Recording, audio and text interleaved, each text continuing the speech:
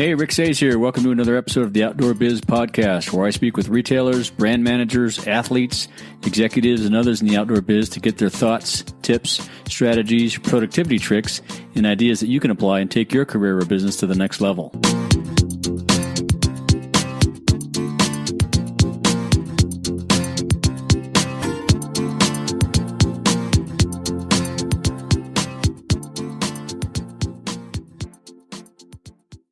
The episode that you're about to listen to is with Jeff Sermak from Eagle Creek. I've known Jeff for a few years now. He's doing great work as the National Sales Manager at Eagle Creek and on the Outreach Committee at the Conservation Alliance. In this conversation, we talk about his interest in the outdoors, his background, and how he got to the outdoor biz in Eagle Creek. I hope you enjoy this conversation with Jeff. Hey everybody, Rick Sayes here with the Outdoor Biz Podcast. Excited for another episode. This afternoon we're talking to Jeff Sermak from Eagle Creek. He's the National Sales Manager. Welcome to the show, Jeff.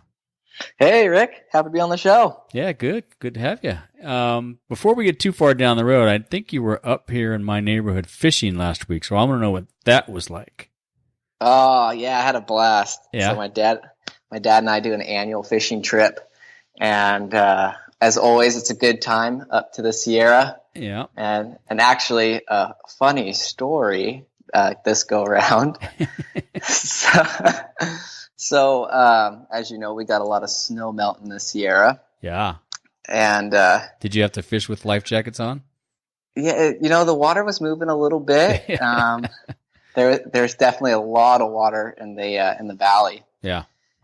But the challenge of being 5'6" is I don't always think that I'm 5'6". That's funny. And when you're looking in the water, sometimes it really looks a lot shallower than it is. Right. So I went for a little bit of a swim on this trip. Oh no, you did?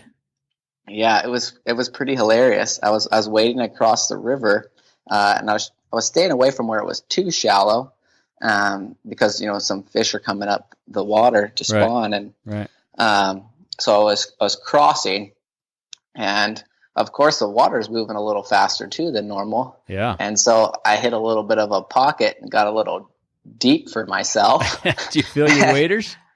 Oh, I got some water in there. And the funniest thing is, so I get myself out of the water.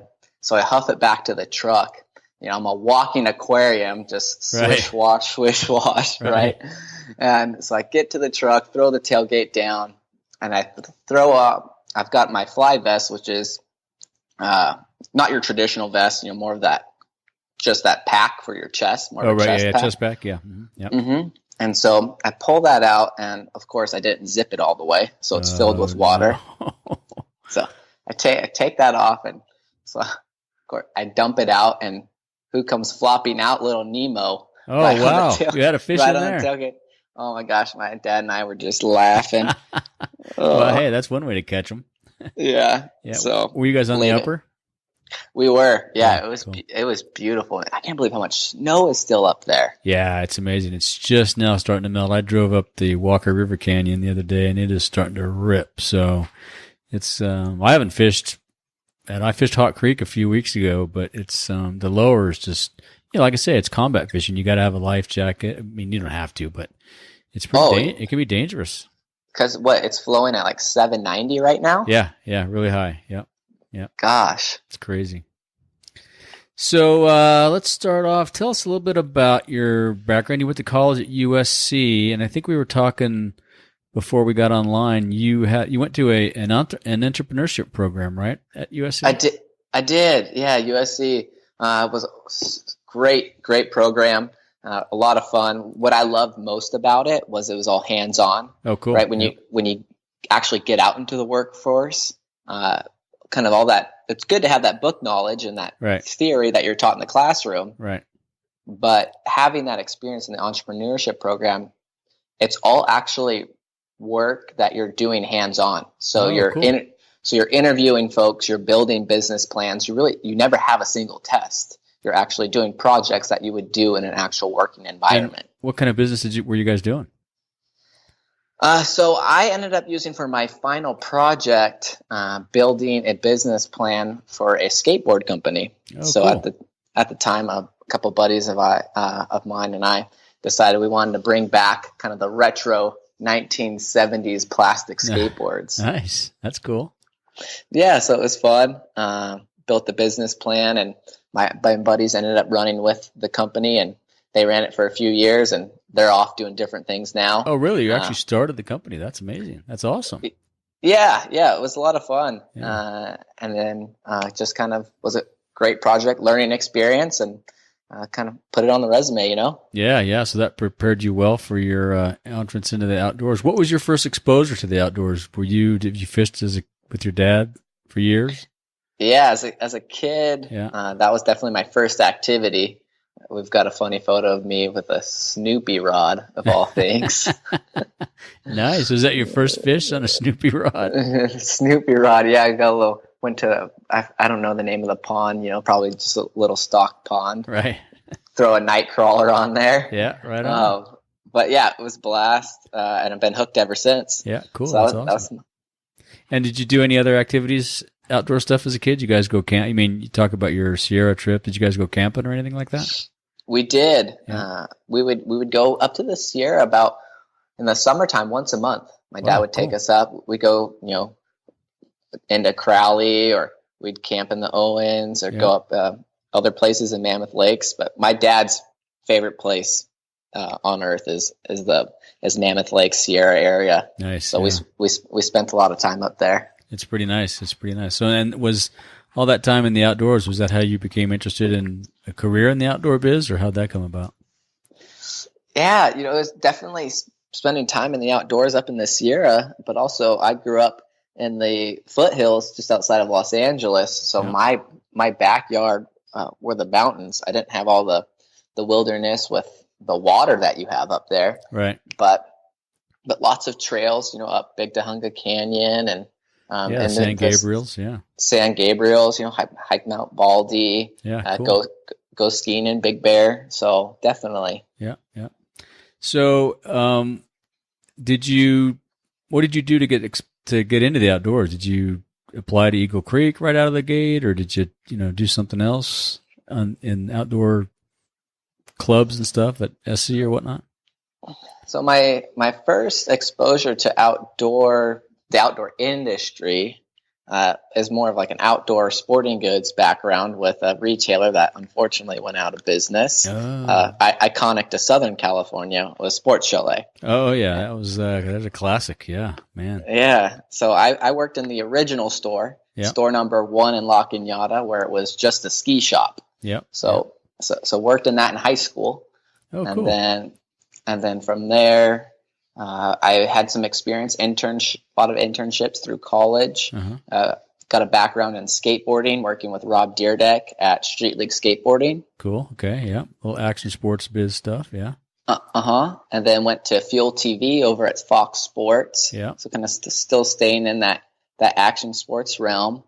And then after that, I applied. I wanted to actually move down to Carlsbad. Oh, cool. And I was really interested in, as funny as it sounds, I'm a bag guy. I just love bags. Yeah, okay. And so, and Eagle Creek had an opening. Huh. And so I applied, and Veronica Cox hired me in the marketing department. Wow, right on. So what'd you do in the marketing department? What was your first job? So I was kind of the jack of all trades in the marketing department. Yeah. Entry-level position out of college. So working with merchandising and Connie McDonald a little bit. Yeah, cool. And then I also took on, because I had a lot of background in social media through a lot of my internships in college, and also being part of the millennial generation, but right. The buzzword that everyone loves to use. That social media is it's so automatic for you guys. That's awesome. Yeah. So really second nature. So I really helped develop the social media plan for Eagle Creek. Oh, cool. And got that launched, and also the blog. Started managing the blog. Right on. Excellent. Yeah. So we hired an agency, and I worked with authors to create different, blog articles. So we posted regularly, and Eagle Creek's actually became known now as a content producer for adventure travel. Our blog is just phenomenal. Yeah, you guys really do a good job at leading the adventure travel chart. It's amazing. Yeah, it's awesome. And then how'd you get into sales? What was the catalyst for that? So as I was working in marketing, I kind of started to work with the sales team more. And part of that transition happened when we launched this bag called the EC Link system. Yeah. And I became known as the Link guy. Oh, and okay. I did all the presentations at trade shows for Link. And then naturally being a bad guy, I'd always work with the product team, learning what's new. And Right. and then when the product finally came to market, I was pretty up to speed with all the product. And so at trade shows, I also became the kind of go-to guy if a rep had to miss an appointment due to a conflict. So I would sometimes pick up appointments, and you get all the media presentations. I did some media presentations for Allie, and then I have a few YouTube appearance. So if you're ever missing this ugly mug, you just go on YouTube and you can watch some product videos.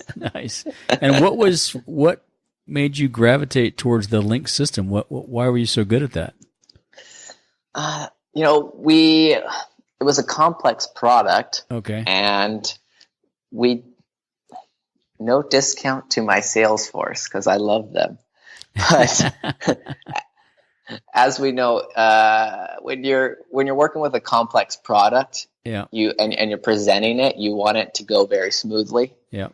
And going into a trade show, reps generally don't have a whole lot of time to play with the product beforehand. Yeah, they don't get a lot of experience. It's they cram it all in. Yeah.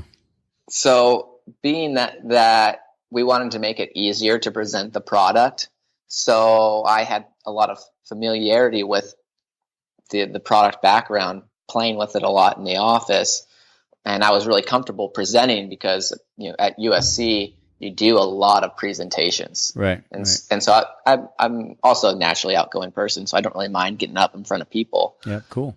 So I just volunteered and said, "Hey, I'll do it." Yeah, and there, next thing you know, you're the bag expert, the Link expert. Yeah, that's very cool. So it was fun. And so you parlayed that into a sales job with the sales team. You transferred over there. I did. Yeah, I ended up transferring over to sales a little over a year ago. Yeah. And came on and focused specifically in the outdoor specialty market, and then a little bit more in what we had some smaller specialty markets. Mm-hmm. So we developed a line called Packet Sport for the running and fitness market. Yeah, I saw that. That's pretty cool stuff. Yeah. So I was managing that launch, and then we just launched a new, more of that millennial focused bags. It's kind of like a capsule collection, really. It's a cool line. It's called Converge. If you haven't seen it yet, I don't think I've seen it. I'll have to look for it. Check it out. It's got this fun mashup that the product team did, mixing a heritage look, throwing back to when Eagle Creek was started in the 70s, and then with this more of a modern take to it, and then they took it all and they built it into a system, which we're really known for. And so that started with the packet system, and you guys have just systematized everything. It's amazing. Yeah, so there's 7 pieces. You've got a backpack, a weekender bag, and then 5 pieces of packet that merchandise perfectly inside the weekender. Huh. That sounds awesome. So, and what are some of your learning experiences? Now, you've been in this national sales chair for how long? A year? Not even a year. 6 months? Yeah, about 6 months now. Yeah, and how do you feel about that? What have you learned along the way? Oh, I've learned a lot. Yeah, a lot really quickly. And do you still call on exclusively outdoor, or do you go to luggage shops and travel shops and all the above? I do all the above. Yeah, and so that was probably the first right off the bat, was learning the difference in luggage specialty and travel shops versus outdoor shops. Yep. And really, they're all pretty different. They are. Where the bag business at outdoor specialty probably makes up 5% of sales. Right. And then in the luggage industry, they makes up 90% of sales. It's everything. Yeah, right. Right? That's what they do. They got a little accessories and then bags. So it's really fun, talking to luggage industry about bags, because they really get down to all the nitty-gritty details of the bag. Yeah. They're really counting the ounces. Yeah. Where when you're talking about a wheeled bag and maybe outdoor, not as much, but you get more into the techie features of it. And that's what's really drawing people in. Yeah, and it used to be, my experience back in the day was that the outdoor stores told more of a story about the product, whereas the luggage stores were really focused on the product and the features. Is that still the case? That is, and we're seeing a transition there, and we're seeing a transition there also at Outdoor Specialty, which the retailers that are really telling a good job at storytelling are captivating their consumers, and they're getting repeat purchases, where the retailers that aren't providing the same level of customer service and educating the consumer on maybe it's the sport topic or the product, they're losing them to either online or to another retailer. Interesting. But outdoor definitely tells such a great, because it's revolved around activity. You really get that storytelling, right? Where you don't get it as much at Luggage Specialty, but you got some great shops that do a great job merchandising and embracing travel as their story. Yeah, that's changed a ton. And so you're also involved through Eagle Creek with the Conservation Alliance. Tell us a little bit about that. I am. So I serve as an honorary board member on their outreach committee. Cool. So I don't have an official seat, but I spend a lot of time with the Alliance, and part of my responsibility on the outreach committee is helping onboard new what we call ambassadors. Okay. So an ambassador is the point person to that member company, to the Alliance. Oh, so gotcha. they're my direct communication if we're sending out an email about voting or wanting to get involved in the OR breakfast. They're my ambassador for the Conservation Alliance at that company. So they interface between the brand and the Conservation Alliance to stay connected and up to speed on what the Alliance is doing and how the brand can get involved. Right. Okay, cool. Interesting. Is that a new program? It's been around since I've been at Eagle Creek. I jumped on board as an ambassador for Eagle Creek right off the bat. And then now I got more involved because I have such a passion for what the Alliance is doing. Yeah, they're doing great work. Yeah, they are. So I wanted to, help onboard others to build that passion and that community around the Alliance. Right. Cool. Right. So what opportunities do you see in the outdoor biz or even travel biz for young folks today that want to get involved or just out of college or maybe looking at what path should I take to go do what Jeff's doing? Any advice for those guys, or you think there's a lot of opportunities? I definitely think there's opportunities out there for people to get involved. One, I think your resume, your working experience, your internships, where you went to college is one thing. Also, what you've actually done for an activity, right? If you're working in the outdoor industry, having that hands-on experience where if you're working for a climbing company, you better be a climber. Right. If you're working for a travel company, you should have some travel experience. And even if you don't, you can have that aspiration and that drive to want to get more involved in that. Not saying that everyone at Eagle Creek is an adventure traveler to what a lot of people picture as an adventure traveler. Someone that's a little more maybe grungy, minimalist, not maybe some people say nerdy because we're not afraid to wear those zip off pants. but it's convenient, right? Those are convenient. Nerdy. I never thought of them as nerdy, but maybe because I've worn them a few times. That's awesome. That's good. That's good advice. I think, having that activity-based experience sets you up well. It does. It absolutely does. I've talked to a bunch of people on the show about, they've been river guides, they've been this kind of guide. It's perfect. And what kind of opportunities do you see? You probably exclusively focus on Eagle Creek, but I'm sure through the Conservation Alliance and some of your connections, you hear about opportunities around the industry. Is there opportunities in all the categories? Marketing, sales, product? There's definitely opportunities. Yeah. The challenge that we face as an industry is becoming more and more popular from a mainstream perspective. So everyone wants to work in it. Right.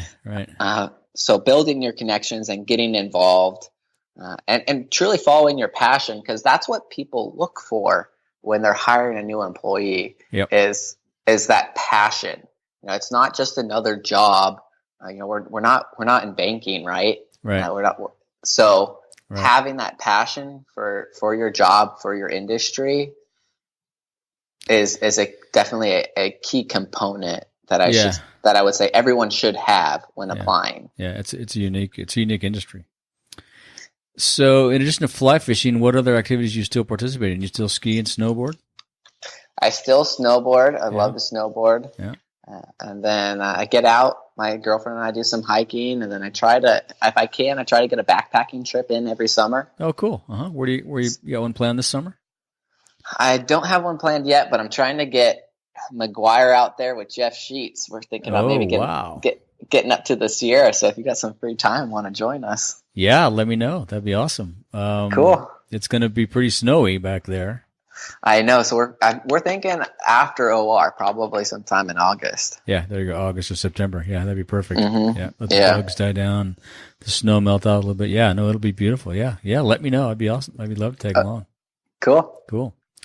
Let's see. So let's talk about some of your favorite books. I'm sure are you a reader? You read books, listen to books? I am. I'm a big reader. I'm actually looking at my coffee table here in my living room, and I've got a bunch of books actually still sitting on it. Nice. Cool. But yeah, definitely a big reader. I would say if there's a book that everyone should read, one of them would be Start With Why by Simon Sinek. Great book. Yep. Great book. He has a great TED Talk too. He does. That's what originally turned me on to him, as I saw him on TED Talks. Yeah, that's a classic. Yeah. How about some others? Great book. How to Win Friends and Influence People by Dale Carnegie. Oh man, yeah. Was passed on to me, and I really enjoyed that book. Learned a lot of lessons about working with different types of people, and I recommend it definitely to. It's amazing how long ago that book was written, and it still holds true today. It's phenomenal. It is. There's so many relevant parts to it. Yeah. And what books have you given as gifts most often or frequently? Or do you give books as gifts? I do. How to Win Friends and Influence People is one that I give away. Yeah. The one I talk a lot about is also Start With Why by Simon Sinek. Yeah. The Power of Habit by Charles Duhigg. Yeah. Great book. And then also another one that's for industry folks, Let My People Go Surfing. Oh, yeah, it's a classic. It's another great book. If you haven't read it or you're wanting to get into the industry, highly recommend reading it. Yeah, that's another good one. Any sports themes books? Definitely. I'm a big Wooden fan. So even though I went to USC, I can say I'm a UCLA fan through John Wooden. Yeah, he was amazing. He was an amazing, just a stand-up guy. Yeah. The way he coached, his work ethic, we could learn a lot from him in incorporating his philosophies into business and really into life. Yeah. I've read a bunch of his books. His attention to detail. I mean, everything from how to put on your socks to how to tie your shoes. It just, resonates with everything, I think, in life. If you pay attention to the small stuff, the big stuff kind of takes care of itself. So. It's true. A lot of times we don't pay attention to detail enough. Yeah. And we're trying to get so much done that we lose sight of some of the small details, but it's the little stuff that matters most. Yeah.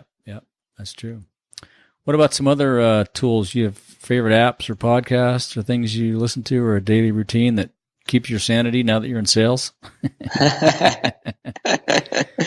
I've definitely, since I'm in sales and on the road a bunch, I utilize Audible a bunch. Oh yeah, cool. So download books regularly. I subscribe to that. My routine, I'm definitely a routine guy. Yeah. So I get up in the morning about 5:30 and I'll make a pot of coffee. I'll read for a little bit, get ready for work. Cool. And then head into the office a little bit early before everyone so I can get up to speed before the day kicks off. Are you the first guy there? Not the first guy, but yeah, I got you. But one of the first cars in the parking lot. Cool. Yeah, that's good. How about some podcasts? You listen to podcasts? Not enough. Yeah. But I listen to some every now and then, and I've got some other friends that are salesmen as well, or they travel a lot for their job, and they're turning me on to a ton of different episodes from various podcasts. There's some amazing ones out there. Yeah. There's some amazing one out there, from Timothy Ferriss. Yeah. There's a wealth of knowledge. It's truly unbelievable how much free knowledge is out there to learn from it's others. It's pretty amazing these days, podcasts. Isn't it? I think between podcasts and YouTube and other, videos, it's incredible. You can learn how to do anything for free. Anything. Yeah. And YouTube itself, if there's anything that I need to learn how to do, because I'm a very hands-on, I'll just fix it myself. Mm-hmm. I'll just YouTube it, figure out how to fix it, and I'll do it myself. Yeah, there you go. Perfect. Yeah. Cool. Well, anything else you want to tell our audience or ask of our audience this afternoon? I would say if you're looking to get in the outdoor industry, make sure to be getting involved in actually what the industry causes. Not to get too political right now, but our industry faces a lot of difficult times. We are on the defense, and we as industry folks, we have a voice, and we need to take a stand and voice that, so that we can protect our wilderness, so future generations can enjoy what we're enjoying now. Right. Yeah. No, it's important. Yeah. What do you think about the retail side of what's going on right now? There's a lot of challenges. Everybody claims it's from online and Amazon and this, that, and the other thing. What's your perspective on that? From an online perspective, it presents a lot of challenges, and it's not going away. Right. Right. Just complaining about the internet. Well, I hate to tell you, it's not going anywhere. Yeah. But I also would tell people that are doom and gloom, that thinking the internet's taking over the world. That's not the case either. Because Rick, if it was 2100, we fast forward to 2100, and we were to say, "Oh my gosh, everything's an internet shop." Right. Someone's going to come to the room, right? We're sitting in the room. They're going to say, "Rick, Jeff, I got this great idea. I'm going to sell product in a physical location where people walk around." When they walk in from the street. Exactly. Right. Yeah. So brick and mortar will always be around. And like we said earlier in the conversation, it's really about storytelling when you walk into the store. That's where the heart of the industry lies, in the specialty shops. Yep. You walk in, totally don't agree. walk in there just to look at new product. You go to talk to the store staff. That's, they're literally working in the shop so they can save every penny to go climb or to go on that next round the world trip. Right. And you go in there to build those connections with them and to hear their stories. Yeah, and you hear what they recommend. And I mean, I think they provide a unique service, and I think they have, a lot of them may not think this, but there's a captivated audience there that you really have to maximize and leverage. And it's tough. Don't get me wrong. I agree that it's tough, but it's still a huge component. It is. But also for retailers that have brick and mortar, they also need to embrace online.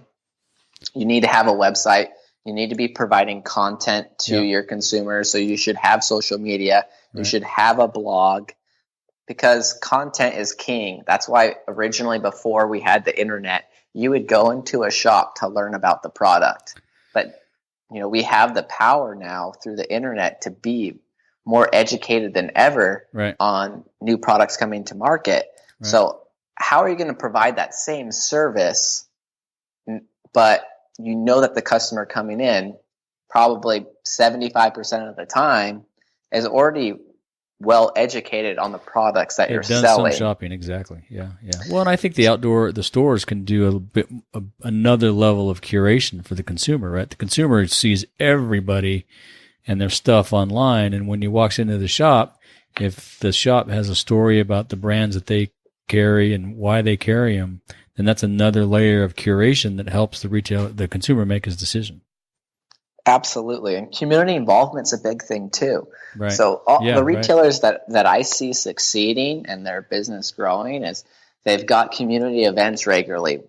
One of the most successful events for retailers is a ladies' night. I can't tell you how successful ladies' nights are. It's the line. There's lines out the doors. That's awesome. And there's And it could be simple where you partner with a local brewery to provide free beer or buy some wine. Yeah, wine and cheese. Yeah. Wine and cheese. And it's simple. You educate them on activities, and everyone has a good time. You raffle off some product. I mean, I'm always more than welcome to donate some Eagle Creek product to raffle out at ladies' nights. So do you always attend the ladies' night? That's the question. Don't tell my girlfriend. No. Yeah, no, that's good advice. That's a great idea. That's events like that are huge. The packing clinics and all that stuff. Yeah. Mm-hmm. Yeah. So community involvement's definitely big. Yeah. Awesome. Well, thanks for your time, Jeff. Appreciate it. Any final thoughts? Final thoughts. Or where can people find you? On LinkedIn? Email you want to give out? You can LinkedIn. Check me out on LinkedIn, Jeff Sermak, or you can email me. My Gmail is Jeffrey Jeffrey .Sermak SERMAK @gmail.com. Perfect, and we'll put all that in the show notes like we always do. So again, thanks for the time, and look forward to catching you soon on the river. Sounds great, Rick. All right, man. Have a good one. All right, you too. All right, bye. All right, I hope you enjoyed that interview with Jeff Sermak. You can find him at jeffrey.sermak@google.com. That's JEFFREY.SERMAK, or Jeff Sermak on LinkedIn. Be sure to check out all the great gear from Eagle Creek at eaglecreek.com, and I encourage everyone to visit conservationalliance.com to see all the great work they're doing. You can find links to all the info we discussed in the show notes at theoutdoorbizpodcast.com/episode 004. Thank you so much for listening, and be sure to tune in again next time. If you want more of the Outdoor Biz Podcast, you can subscribe on iTunes or go to stillwatersco.com/podcast, where you will find all our interviews, see the current work we're creating, our reading list, plus much, much more. Follow Rick on Twitter at RickSaysPhoto and on Facebook at facebook.com/rick.says. Until next time, thanks for listening, and be sure and get outside.